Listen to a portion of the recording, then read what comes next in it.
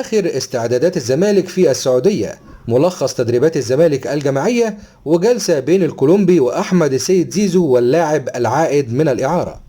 المدير الفني لنادي الزمالك الكولومبي خوان كارلوس أوسوريو قام بعقد جلسة خاصة مع اللاعب حمدي علاء لاعب خط وسط نادي الزمالك والعائد من الإعارة لنادي البنك الأهلي. وجاءت تلك الجلسة في حضور اللاعب أحمد السيد زيزو نجم الفريق، حيث منح أوسوريو حمدي علاء بعض النصائح والتعليمات الفنية لتطبيقها خلال الفترة القادمة.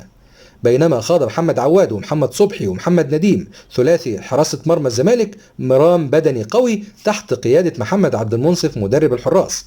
وقام المدرب الكولومبي بالإشراف مع معاونيه مدحت عبد الهادي وأحمد مجدي المدربين المساعدين على إعداد ملعب الميران وتنظيم عدد من أدوات التدريب التي سيتم استخدامها في تنفيذ بعض الجمل التكتيكية.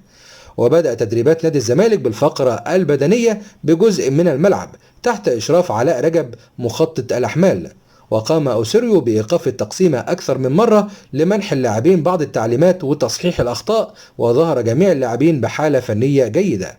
ويعقد في 3 عصرا الخميس الاجتماع الفني لمباراة الزمالك والاتحاد المنستيري التونسي، ومن المقرر أن يحضر الاجتماع من نادي الزمالك كل من أحمد حسني المدير الإداري ومصطفى ميلا مسؤول المهمات.